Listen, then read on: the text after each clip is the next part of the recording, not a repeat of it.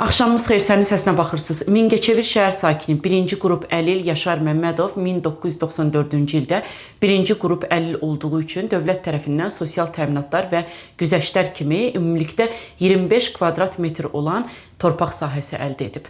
O qeyd eləyir ki, lakin üstündən uzun illər keçməsinə baxmayaraq həmin torpaq sahəsi üzrə bugünə qədər çıxarış ala bilmir. Şikayəti bələdiyyədəndir. Şikayətim bələdiyyədəndir. Mənim çıxarışımı vermir. 1994-cü ildə 1-ci qrup əlil olduğuma görə dövlət mənə 6 kvadrat torpaq sahəsi vermişdi.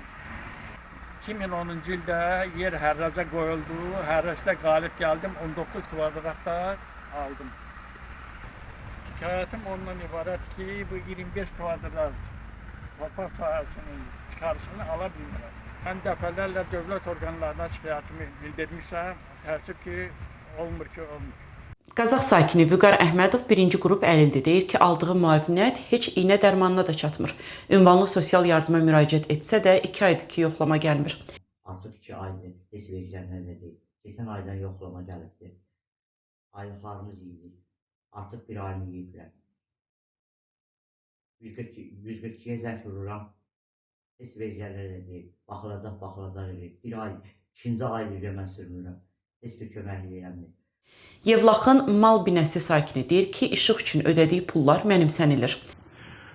Bir ay ərzində həftədə 4 dəfə karton manatlıq pul vurulur işığın kartına.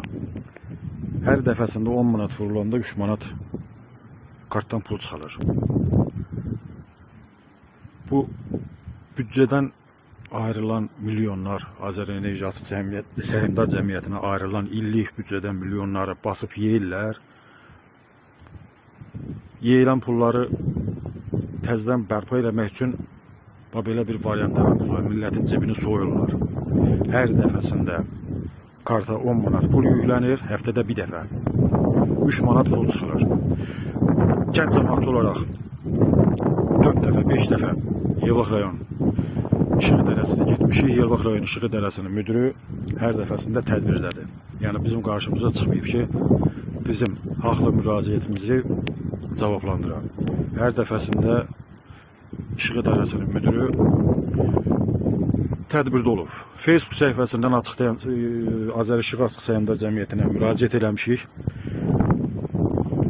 Müraciətimizə cavab olaraq bildiriblər ki, əlimiz sizin çocuğunuzə çatmadığı üçün, sayğacınıza çatmadığı üçün heç bir tədbir görə bilmirik. Mən başa düşəmirəm. Bu sayğac evdən 5 metr, 10 metr hündürdədir ki, bunların əli çatmır bura.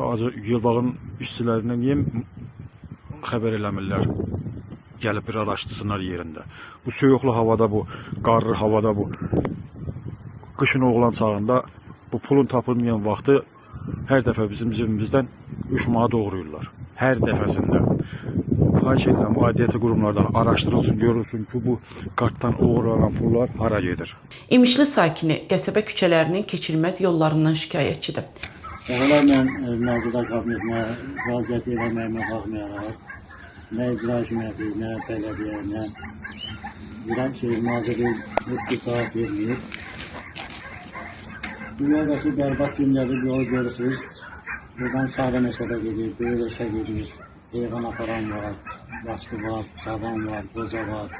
Xahiş edirəm ki, buradan Nazirlər Kabinetinə, buradan Cənab Prezidentə müraciət edirəm ki, bizə bir kömək eləsin, bu yolu bərbad gündür, bu yola kömək eləsin, bu yolu düzəlsin, Şəzidə, Sağda Meşədə gedən o rahat gedir. Bu həftəlik bu qədər. Şikayətlərinizi video çəkib bizim WhatsApp nömrəmizə göndərə bilərsiniz. Hələlik.